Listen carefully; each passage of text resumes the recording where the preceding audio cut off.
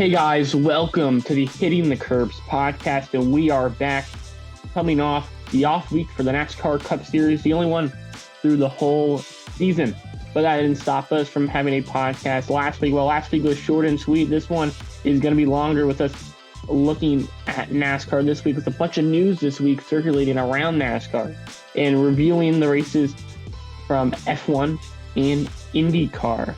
So let's get into it. To start, for NASCAR, well, after Sonoma, if you don't remember, the point standings shook up a bit. And not just that, the cut line is the closest it has been all season, with multiple drivers vying for their own way to get into playoffs. So about two guys above the cut line, it is Bubba Wallace and Alex Bowman. Alex Bowman is +3 currently above the cut line, with Bubba Wallace being in a safer space, 26 points above.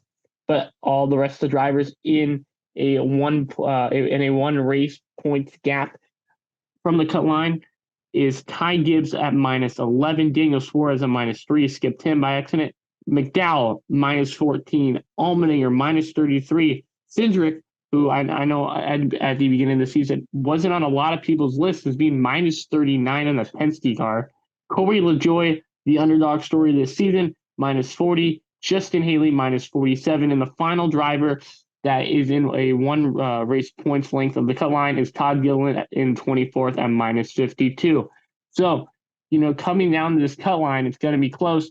And, I'm just going to throw a few names out there of guys I honestly can maybe see them point themselves in. Well, everyone's going to call me crazy, but I'm going to go with Todd Gilliland. Todd Gilliland is going to be in that car for the rest of the season. And when he's been in the 38, he's been able to shine. And tracks I expect him to do well at, the Indy Road Course, where he got his first top 5 last season. He is a master at plate tracks where in the 36 team, which is just their whole truck team shifted the Cup, he was able to get a top 10 finish there. And the only FRM car to get a top 10 finish there at Daytona. So it's going to, and if he just shows consistent top 15s as as he's been shown to be capable of doing, I really feel like he can point himself in. Same with his teammate Michael McDowell. Front Row Motorsports, this is probably the best season statistically they've ever had. And so, if I had to choose two guys, it has to be those two guys, Michael McDowell and Todd Gilliland. Todd Gilliland's further back, but again, he's been stuck in that Rick Ware car for a few weeks now. But from now to the regular season finale, he is going to be in that car. So these guys are going to build up momentum, and I see them pointing themselves in, both of them. Well, what's your pick for guys you see pointing themselves in? I got Todd Gilliland and McDowell. Two that they're going to point themselves in. Mm-hmm. Just strictly off of points, Bubba Wallace. And below the cut line. Well, I guess that's fine. All right. No, that's fair. Below the cut line. Two guys you could see. Only one I can see is Ty Gibbs. However, I think he's going to win. Okay. And I think McDowell might win. Mm-hmm. Those two might win to get themselves in. Yeah. I do not believe that Allmendinger will get it, and I think that Todd Gilliland needs a miracle. Now, hear me out on that. Well, I think Todd Gilliland is amazing. I think he's very good this season. Mm-hmm. And whenever he's in the 38, he's a top 15 driver, sometimes top 10. Mm-hmm. However, he has a point deficit right now, and I don't know if just consistency is going to make that up. So, in my opinion, he needs to get a win to make sure that he makes it. He might be able to point himself in. However, it's a very far shot. So, I don't see him doing it. I see Ty Gibbs maybe doing it, Bubba Wallace, but that's it for the people like close to the cut line. The rest are either going to get wins or get knocked out. In my personal opinion, I think Front Row Motorsports was better than we were last season, right? I see where you're coming from, but in my eyes, I think I could see both these guys win.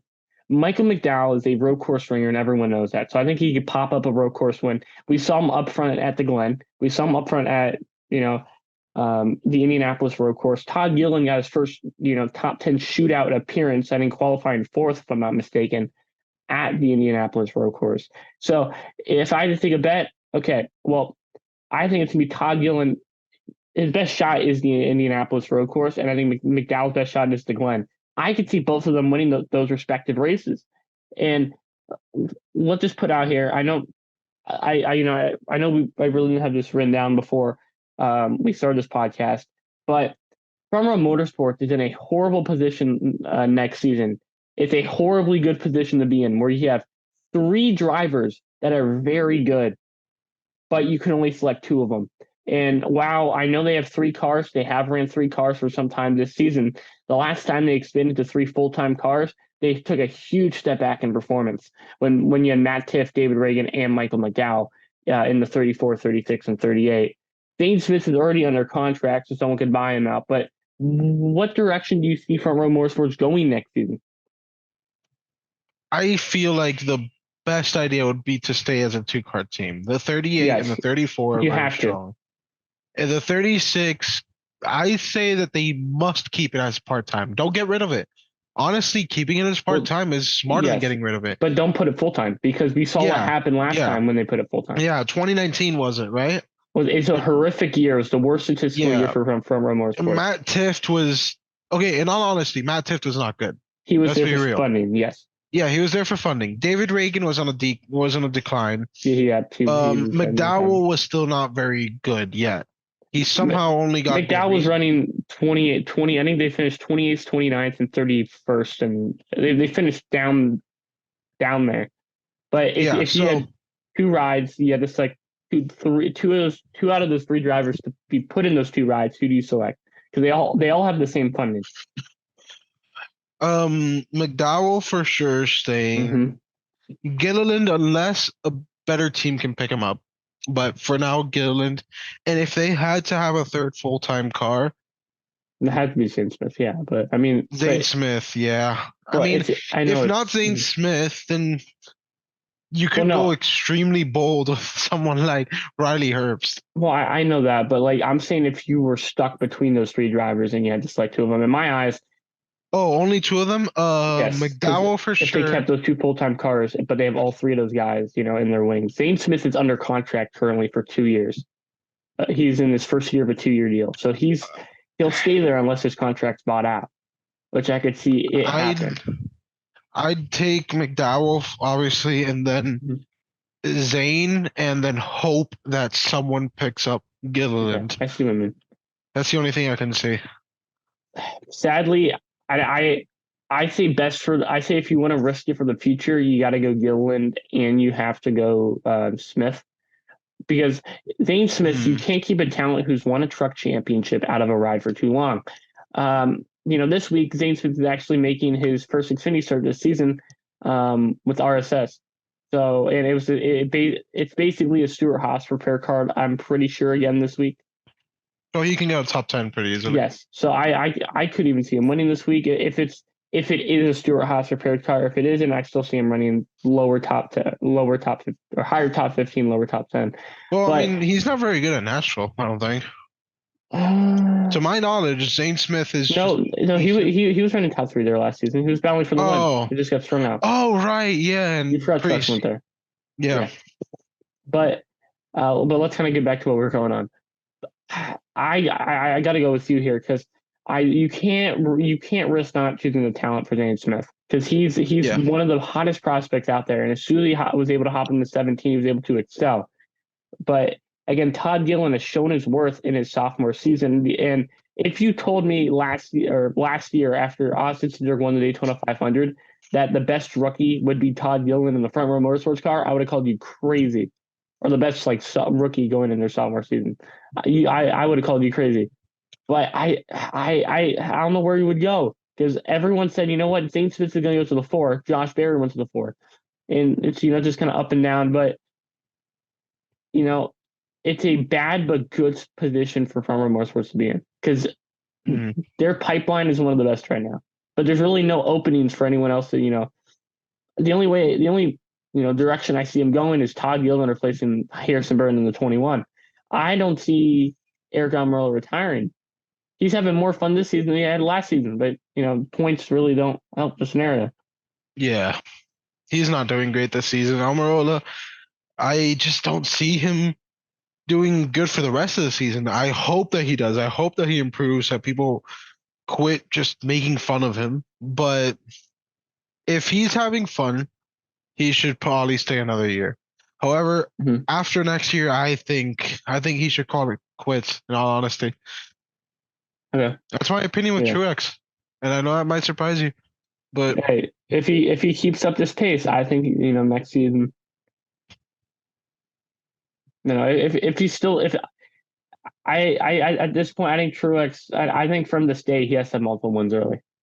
Currently has 3 wins, 2 points. So yeah, but I see where we're going with that. But we were just talking. We kind of mentioned it briefly before. But Josh Berry to the fore. It's been rumored for months and months and months, and it finally got announced. But the only issue is, no sponsorship. So what are your quick mhm. thoughts about Barry not having sponsorship, being in the ride, and then Stewart saying, "Well, I don't hire pay drivers," which he does now have um, 3 pay drivers in his yeah, headline. So he doesn't hire pay drivers, but he has Cole Custer, Riley Herbst, and Eric Almirola. yes, Um, look, I like him lying to like get people on his side, but it's not true. However, it does worry me a little bit that Barry doesn't have sponsorship because it just means that he's not safe. When someone has sponsorship like Almirola, they can fall back on performing bad and still just say, "Oh, but I have money," and that's it. They stay in the ride. That's how Almirola did it. That's how Cole Custer did it for a while. That's how Herbst did it for a while until he started improving. However, if Barry doesn't have sponsorship and he doesn't perform, then he's just going to be let go. There's no reason to keep him around. So I'm worried. I'm honestly worried for Joshua. I'm worried too, but I believe if the cards are right, he can. I With how well the 14 is right now, I feel like at the most, Josh Berry would be kind of where Wallace and Bowman are right now on the cusp of the playoffs. But again, I thought for Stewart Haas Racing, they would be in a much better position with how well Briscoe performed last season, especially in the playoffs. Briscoe turned it up and was able to make a round of 8 Yeah, appearance. nearly round So, four. but you never know. Stewart, any of the other 3 Stewart Haas Racing cars usually are able to have a random win. That gets himself in. For instance, it was Cole Custer in 2020. It was Eric Almirola in 21. 2021. I thought it was 2. No, I'm pretty sure he won New Hampshire in 2021. Because then Oh yeah, Briscoe you're right. won Not Phoenix in 2022 is 22. next gen. My bad. My brain's Yeah, going. And then it was Chase Briscoe's random win in 2022, but Chase Briscoe was actually in the points like 12th. yeah, So he wasn't doing terrible. yeah. So but you know what I mean. Stewart Haas Racing somehow able to pull another win out of their ass and somehow able to win. But um, you know, you never know. But one thing I want to point out, and something I guess we can briefly talk about, but Cup guys are not allowed to run Chicago Xfinity. Many fans thought, and other drivers thought they could because of North Wilkesboro with Kyle Larson, Byron, some of the guys running trucks did experience for the All Star race. But since Chicago is a points race, they are allowed to, or they are not allowed to, rather. So, um, interesting decision by them. I actually like this decision because now the practice, everyone's equal. And I think that this is the biggest wild card all season. I hope the racing's good. I really do. Because I want more speed courses. I really do. And I think a lot of other guys do. Because we've seen Pinty's been able to execute speed courses perfectly. Another car that's very similar to the next gen car are supercars, and they're able to run street courses really well, being and banging at the line. So, you know, because I'm gonna be honest. The only way right now I see NASCAR branching out of the U.S. is with street courses, especially if this goes well. We can go to Australia. If I'm not right, it's the Surfers Paradise Street Course, right? That's where the Logano NASCAR ran, right? If I'm not Yeah, mistaken. Surfers Paradise is still a thing, and it is a great track. That's what I'm saying. I feel like the only way NASCAR can branch out of those places is with street courses. So I think it's make or break. And I think the funny thing is about Hmm. Chicago street course, iRacing has an alternate course for that, and it's much better than the one NASCAR has right now. It's shorter, but there's much more passing zones. So I find that kind of ironic. Yeah, the thing about Chicago is that it's like you said, going to be a make or break race. If things go wrong, they're gonna look terrible. But if things go right, this could be Well, NASCAR stepping yeah. into a new zone, into a new area that's unfamiliar Well, to I think us. both ways too, because if it doesn't work out, there's 3 courses on the schedule that could get or there's 3 racetracks that could get a new berth, a new chance at racing. One, Road America. Go right back to Road America for July 4th weekend. The other that's highly rumored if Chicago doesn't work, it's Montreal. Montreal's been highly, we've talked about this nearly every podcast about Montreal, just because how big it is, how big this opportunity for NASCAR would be if we went out of the country in the main, of course, in the main NASCAR Cup Series. Um, I do know the Busch Series slash Xfinity has gone to Mexico, Canada, same with trucks. Trucks went to Canada before COVID. Um, but for the Cup Series, this would be major. And after, all the hype from NASCAR 56, you know. Um, but yeah, so make or break for NASCAR, and that's really the highlight. But to end off our NASCAR segment, probably the best weekend in short track racing occurred when 2 races were simultaneously happening across the country. NASCAR ARCA Menard Series at Berlin and the Cars Tour at, if I'm not mistaken, I just had the name in my head of the racetrack. I don't I forgot the racetrack for Cars Tour. I had it on the back of my head, but 2 finishes of all time. So let's start with Berlin. So I'm not sure if you saw this weekend, Hector, but I'm sorry, it's Dominion for Cars Tour. Yeah, it's Dominion. It's in Virginia. Yeah, I just In remembered. Virginia, yeah. But let's start with Cars Tour.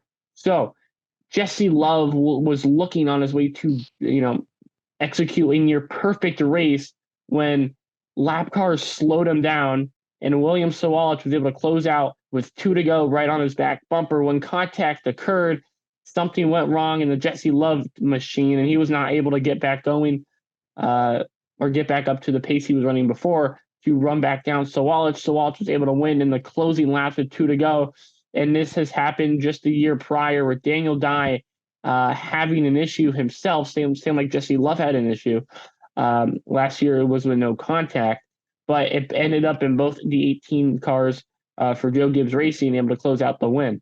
So a nearly picture perfect race from last year for ARCA, where the person that dominates does not win, but it showed tempers flaring. Sawalich, who we had on the show not too long ago, made contact about how he's gonna now battle Love from now on. What are your thoughts about that? Yeah, it is very interesting how some ARCA drivers are reacting to it. Jesse Love is, in all honesty, being a crybaby. I'm gonna keep it real. He's being a crybaby. We on the same night we had beating and banging 3 wide action in the Cars Lane Model Tour. Yet Jesse Love gets a small tap moved out of the way for the win. And he's saying that he's gonna wreck them and Joe Gibbs is gonna need more race cars. I don't get it. I don't get it. He did the same thing last year in the same situation. And I don't know. I think it's a crybaby move. William did an amazing comeback right at the end. He caught up, and then, yeah, sure, Jesse got held up by lap cars. William got there because of good timing. However, a win's a win. He moved him. Cry about it. It's a short track. It's that simple. And I think you're perfectly right on short track racing. But let's get into probably the best short track racing of all time. That some are saying, but it's definitely the best short track race of the year, in my opinion. And we got to start with about 8 laps to go after restart. If I'm not mistaken, was it McCumbee in Quapple? I know McCumbee won in that Yeah, same Chad car. McCumbee and Chad. Carson Quapple. Yeah, so Chad McCumbee was dominating the race all race long with the most laps, and Quapple, was always in tow. And sooner or later, those two got, or sorry, it was Queen. It wasn't McCumbee, it was Queen. Oh, Butterbean Queen. Yeah, Butterbean Queen. Sorry, they ran the same car. I know back-to-back races in North Wilkesboro. It's got me messed up. But sorry, it was Queen and Carson Quapple going at it. Queen dominated the race early on, but, wreck after wreck allowed Quapple to take the lead. And, well, Queen had to do something about it. He was able to get to his inside, but every time they would battle, he would slowly try to move Quapple up the track by dooring him every single lap. And, well, one lap, they just, Queen slid too much up the racetrack, got Quapple into the third lane, and that allowed McCarty, who was running nearly the third best car all race, to make a 3-wide move into two with 3 laps to go. All 3 cars banging on the back straightaway. And, well, Queen and McCarty had a thriller of a finish where McCarty barely got Queen at the line. And, well, I wish I was in the fans for that race because everyone was going crazy. Quapple was just, after the race, said he was tired of how he was being raced all race long after showing so much respect on the racetrack, which those words remind me oddly similar to the words Truex said in 2018 to Joey Logano. And it just, in my opinion, it's just short track racing. You're going to door, you got to expect that. And once he doors you back, well, stop playing the nice card. That's all I got to say about it. But what are your thoughts, Hector? I think the Truex situation was slightly different, but it falls into the same category. Truex just needs to man up, and it was a short track, but that was years ago. So anyway, the finish was amazing. Simple as that. Carson was honestly kind of right because it's different from the Jesse Love. Jesse Love got a small tap. Carson, the whole race, people kept shoving him up the racetrack, giving him damage, dooring him. Especially his Queen. steering. Yeah, no, but his steering alignment, I heard her after the race, his steering alignment broke early on because of a door slam that he received. So his car was steering strangely for the rest of the race. That's a different story. That's completely different. Sure, it's short track racing, but in my opinion, like almost wrecking someone and damaging their car at a short track should only be in the last like 10-5 laps, because most of those short tracks, that money's coming out of their pocket. It's not a big organization like in the ARCA race. So I can understand. Lucky for Quapple, he's in junior motorsports, so. Well, yeah, true, but I can understand the frustration still because it didn't mess with him. However, it set up an amazing finish. Let's be real, and yeah, best short track race of the year so far, and best short track race in a long time. Definitely. So I'm really happy that I got to see both finishes. I was mainly watching the ARC one, I'll be honest, but yeah, both were just insane. Both were insane, and the fact that they happened at the exact same time on the same night is crazy. But with that said, let's get into IndyCar. Well, this week it was Will Power against the world. And what I mean by that was Will Power just could not cut a break in practice. Him and Scott Dixon got into it where, it wasn't even Will Power's fault. Scott Dixon was slowly coming across the track. And then once Will Power got right near him, Scott Dixon then went more to the left. And I don't think, of course, Dixon did not mean to do this, but Will Power was not having it after, his car, wasn't that good in the first place. And Double Bird out of the car. Double Bird is back. It's back.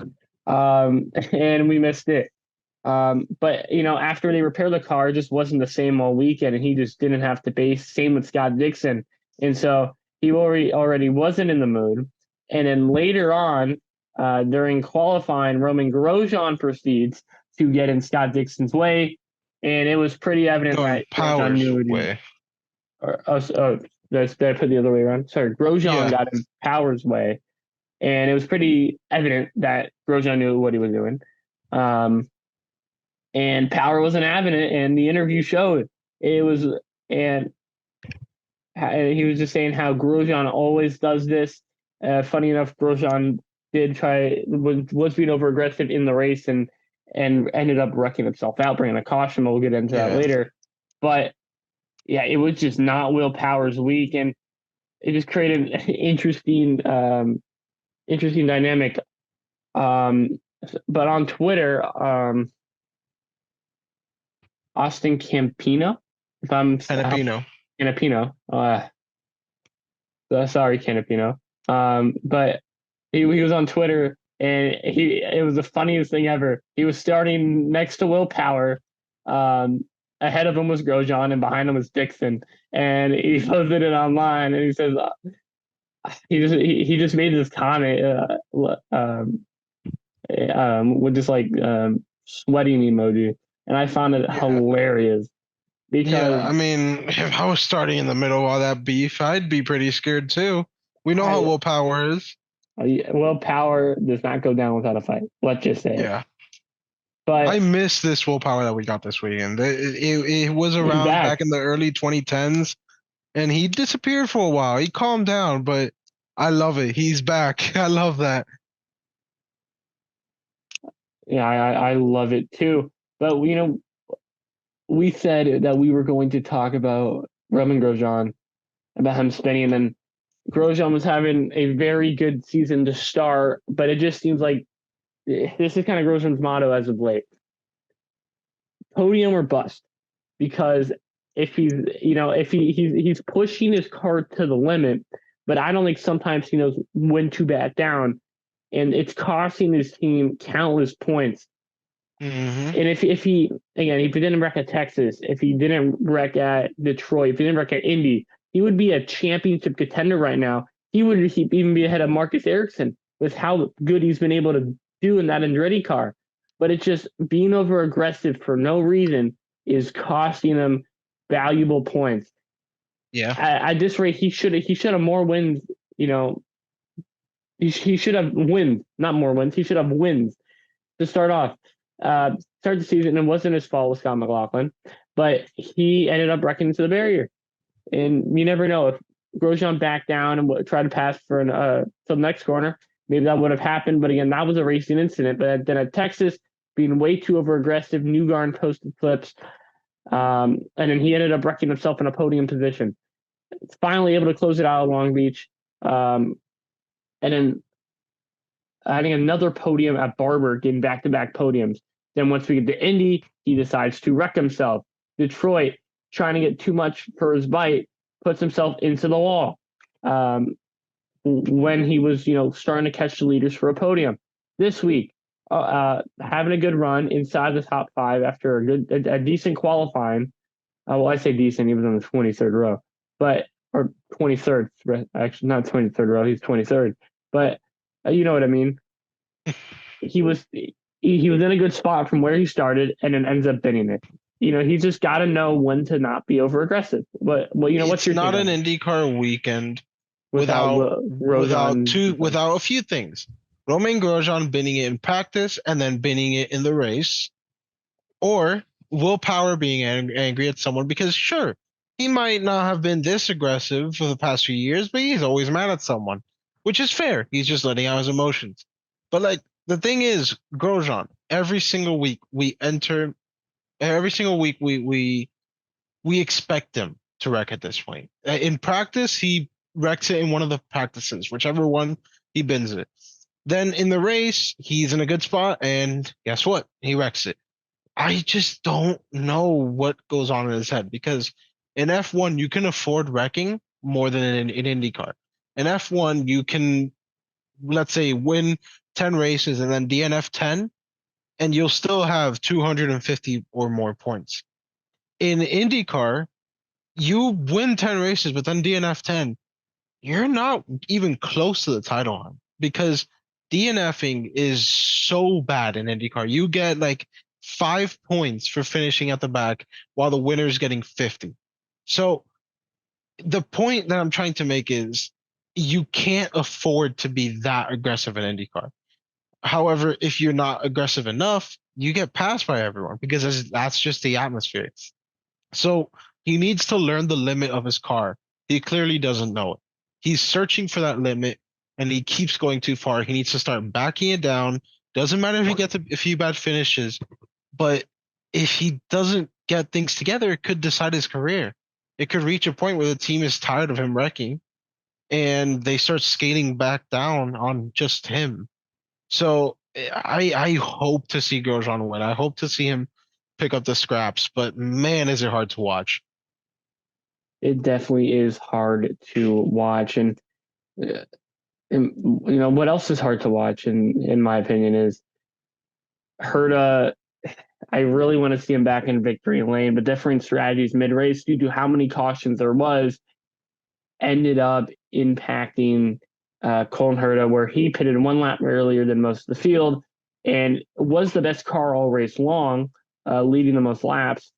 But he had to try to save a lap at the end there, went from first to fifth, allowing for another Alex Palou win in or his third win in the last four races. His only win not in that streak, being the Indianapolis 500, where arguably he was the best car and was going to win if he didn't make a contact with Rinus VeeKay, if you guys don't remember. But again, after that, Alex Palou was able to come from the back and able to finish fourth anyways in the 500. So it really would be, I think, four wins in a row. Yeah, almost. But Herta's been fast recently. Yeah, but he just has not been able to put it together. But what are your thoughts on the strategy play at hand? Of course he could have done it better, but yeah, I think they couldn't really have known what was going to happen at the end. However, if they had just put a little bit later, they might have won. I still just can't, I don't see the world where Herta pits late enough to where he makes it without losing too much time in the middle of the race because Palou was just so fast. And Herta, I don't think he was going to win no matter what. Maybe he had a chance with a different strategy, but man, it was going to be difficult. That's for sure. And I'm a Herta fan. I always love seeing him do good. However, it is a struggle. It is a struggle to be someone who likes Grosjean, Herta, or Rossi. Any of those three people, if you're a fan of them, you're struggling the whole time because they're the type of people to say checkers or wreckers. And yeah, in Grosjean's case, it's podium or wreckers, but it's rough to watch them, and Herta's going through that right now. However, unlike Grosjean, he's finishing the races. Sure, he's not finishing as good, but he still finishes, and that's the important part. And I'm happy. I'm happy to see him doing good, but I want him to win. I want to see him win too, but it's just mistakes by Herta. Mm-hmm. You can't stop those mistakes. But with that said, let's move on to Formula One and qualifying. Well, it was a very rainy Saturday, which, in my opinion, was the highlight all weekend long. Which Yeah. What's going on? Okay, why can't we have more rain races on Sundays? Spain, rain in qualifying, made qualifying amazing. Oh, Canada, rain in qualifying, made qualifying are amazing in the race again of Verstappen dominance. So, F1 gods, I beg you, please make there a rain race because qualifying at this point is just the highlight of all week. Like, why even watch the race? Well, yeah, because you expect the Max Verstappen win, but in quali at least, we can get a different pulse hitter and say, hey, this guy finished first in something, and his name is Max Verstappen. F1 is not looking great right now in the terms of parity, but I mean their revenue is up, their viewership is up, so I guess all is good for them in that term. I do gotta agree with you. I think all is good. Again, and with the Red Bull dominance came a battle for second that many fans, we've been watching this battle when Alonso's in the Alpine equipment at Hungary, at Qatar, just a few years ago. and now it's happening again with Hamilton and Alonso being the favorites to battle for third in the championship, maybe even second if Checo continues to just not run this Yeah. well. Checo's been so bad recently. I'm afraid he's gonna drop from second. And if he does that in this good of a car, if he finishes third, he's out. No, well, yeah, didn't he sign a multi-year contract? he might have, and that honestly stinks. He signed a contract until I think 2025. Yeah, and I love Checo. Don't get me wrong, but man, it's hard So to he's got one more watch. year. It is hard to watch, and he was the king in the midfield, but right now it's really not showing. He's But still the king in midfield, you I know, guess. contracts can be broken, and that's why Checo got the opportunity at Red Bull in the first place. So, he's got to step up his game because I see, even though they're last in the standings, I do see Yuki Tsunoda as a valuable replacement. Even Alexander Albon, but I'm not sure if Albon still has relation to Red Bull. I know he has He some, does but not.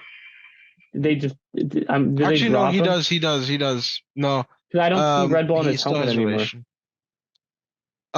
They either are dropping him at the end of this year, or they dropped him at the end of last year. I don't know, but I think he still does. I think But yeah, he's. there's still some relation. Because in my opinion, I do think Albon was better than Gasly. Yeah. I just think Albon should have had more. Like he had a year and a half to develop, but he was showing so much promise with podium. Uh, able to maybe get a 1-2 at Brazil, able to get a podium at Austria, and just kept being turn.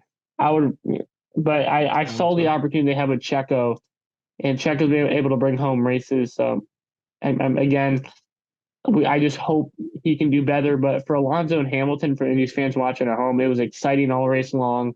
And the podium, I, if I'm not mistaken, there's like 360 plus wins altogether on the podium. And it was good to see all those guys up there. Yeah, it's the most decorated podium in the history of Formula One, counting the drivers and the winning constructor. Yes. Instructor. It's being a winning constructor. It was Red Bull's 100th win. So for anyone who doesn't know, Red Bull to get to this point has had, if I'm not mistaken, 5 different winners. So of course, if I'm not mistaken, it was Checo with 5, Ricardo with 7, then it was Weber with 9, um, Max with Max with 41, and was it Vettel with 39?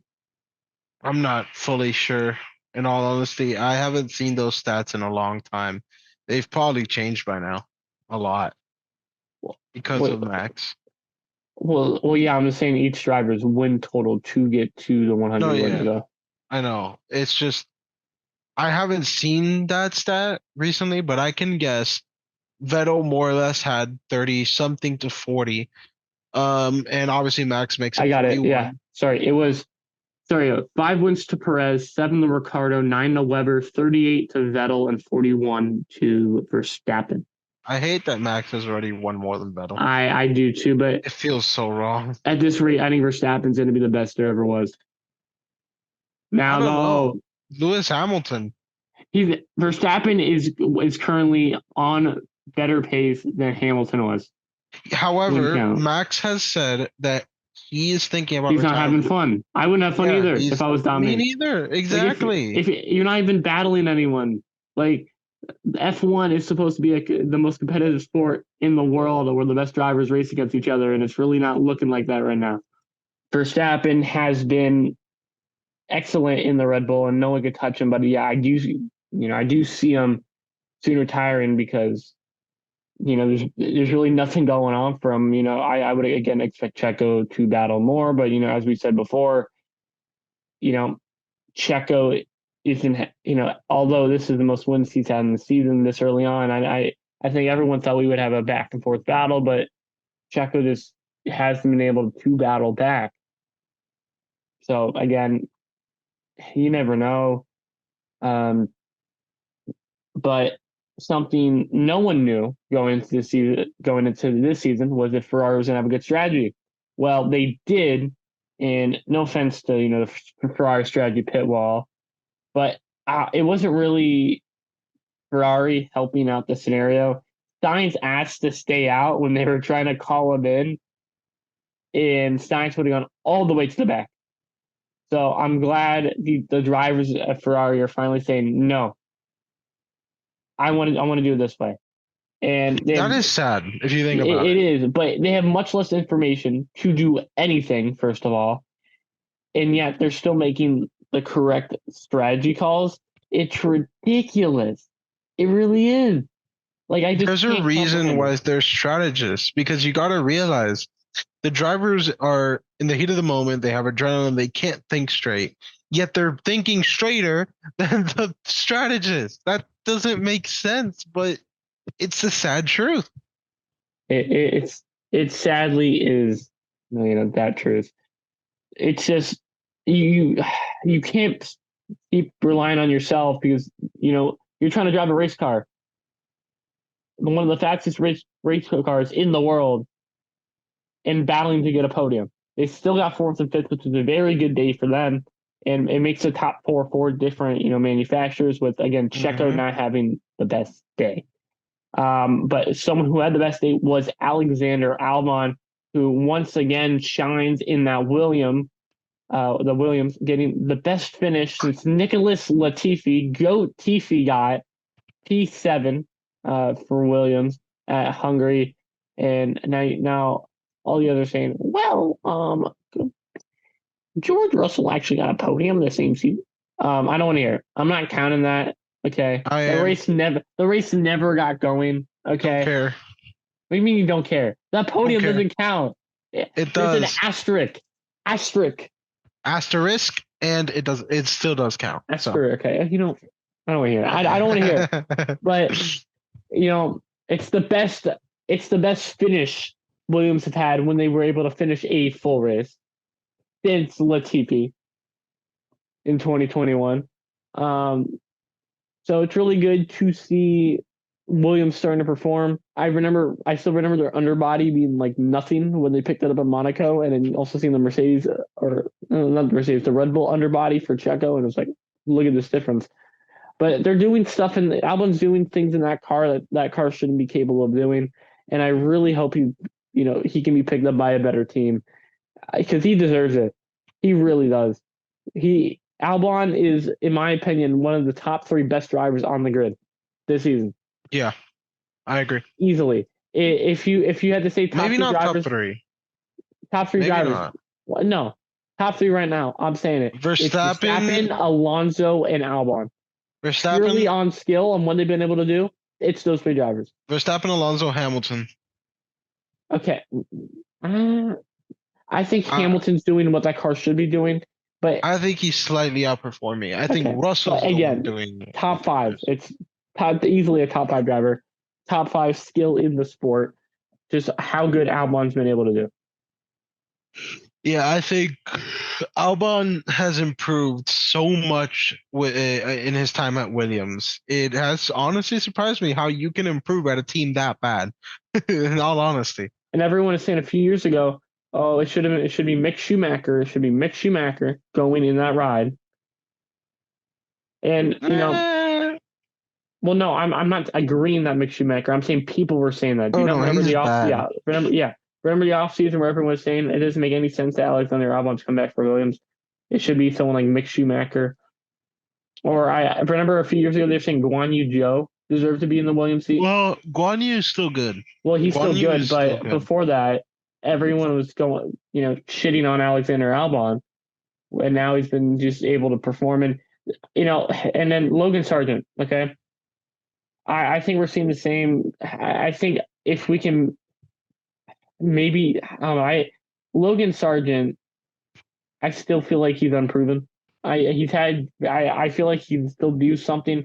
And again, it's a rookie campaign. My role, he's the second worst driver this season, in my opinion. Actually, third worst. Stroll. No offense to Lance Stroll, but you have the Stroll's second worst car. 19th. in on the grid, in my opinion, off of raw Nick, talent right in now. my opinion, Nick DeFries has been a huge letdown this season. If we're talking Yeah, about letdown, Nick is somehow worse. I the word I like Nick I DeVries. wouldn't believe that the worst rookie this year would be Nick DeFries. I had him as the best purely off of experience because he is the most experienced in F1 out of the three. It's I just had him as the second best. I still didn't think none of them would compare to Piastri, and Piastri has been by far the best one. yeah, he's Piastri's been consistently able to get points. Sadly, we saw that mistake in qualifying, but even Yeah. if I think that mistake didn't happen, I honestly think he would have got points. No, I agree, and I like Piastri. I don't really care too much for DeVries, but it is still sad to see someone who had so much potential just collapse that much. I Yeah, don't get it. Last year we saw what he did at Monza, and that was impressive. So I don't know. It's weird. yeah, it is weird. I just think if how do I say this? I don't. Just because of his age, I don't think he'll be given another chance. Because you're 28, right? In F1 Mhm. terms, that is old. That is old to be I mean, starting. it's entering prime. And 28 yeah, you're supposed to be entering your prime is actually years. no, it's mid prime. Yeah, Prime years that's what I'm in saying. Formula One are typically 25 to 35. Yeah. So, Oh yeah. so it just you're not going to give you're not going to be given these good opportunities again. So you really got to make the most of them. And I just think DeFries, he's just nine. They are on the worst car, but again, Yuki Tsunoda has been able to score points in the Edwards car. So it's you know that's kind of all I got to say about that. But with that, let's have a preview of NASCAR at Nashville. So last year's race did have a weather delay, making it the 7 o'clock start, or I'm pretty sure it was a 5 o'clock start. Supposed to start in the afternoon, even later, making it a full night race. Um, hmm and last season, Truex and Denny Hamlin were the two dominant cars for the Ally 400. Um, and well, late strategy saw both those guys stay out. With I think four in total stayed out, and Chase Elliott brought it down pit road in third and was able to steal the win late. Pain. Yeah, it was pain for us Truex fans, but the 1.3 mile circuit I thought would be bigger. 300 laps. Um, uh, and it's going to be the first race on NBC. Which okay, we're going to have an hour practice session, which I'm so happy we're going to have an hour practice session just because it's the Yeah. first race on NBC. But why can't we just have one? We don't need three practices. How did we go from having three practices to 20-minute practice sessions? Just have an hour practice session at every single track. I I just agree. I agree. That's perfect. Hour practice session. Here's how we're gonna get sidetracked for a second. Sidetracked. Sorry. Here's how, in my eyes. Okay, we have trucks, Xfinity Cup. Okay. Friday, early morning. Early morning Friday. I would say afternoon Friday. Let's have truck practice for an hour. Okay. And Then Xfinity. Xfinity practice. Then right after that, truck Truck quality. truck quality, and then cup practice the next day. No, I Or mean, no cup practice, and then no. late night race for trucks. I say, I say, I say it's truck practice, Xfinity practice, truck qualifying, Xfinity qualifying, or you could do truck practice and then qualifying and then do the same for I think Xfinity. I think it's I don't know because where are you gonna put we're not schedule makers apparently, but where are you gonna put cup Cup practice because practice you and can't have quality cup. on Saturday. Actually, that's smart. You're smart. Okay, but I see what you mean. I so I think honestly no. I think no Xfinity qualifying. I think we have Xfinity qualifying on Saturday. Before Cup practice and quality. I think it should be Xfinity qualifying, Cup practice. Then you can either have the Xfinity race and then late night. I love late night Cup qualifying. That's just my thing. I loved when I Homestead Miami love had that for it. the Daytona I 500. Yeah, I love under the lights qualifying. I know it's not even any of the conditions, but who did not love Homestead Miami night qualifying? I loved it. It was amazing. That was nice. I did this season. It was after the truck championship, right? Yeah, and my favorite night qualifying ever probably has to be the Daytona 500. Mm, When mm. they made it at night, oh my Oh my God, that was lord, amazing. it was beautiful. And the cars were quicker because It it was. was They were cooler. quicker. Yeah, it was cooler air flowing into the engine, which allowed the engine to power more. So But we're I don't know. I love that. I love that. but we're gonna touch right there. So, but with that said, yeah, 300 laps. Again, it's split to three different stages. We are gonna have qualifying and practice separate. Um, some new entries or new drivers that weren't entries last year or last race. Sorry, Brendan Poole will be in the 15, taking over duties from Andy not Valley. Lally. I'm not an emoji. I gotta come down. Josh Bilicki is back after having a good run, and JJ Yaley is back in the 51 after having a couple weeks off. And Noah Grayson got injured at Gateway. Brandon Finger made his first start last week or 2 weeks ago. The off week is messing me up.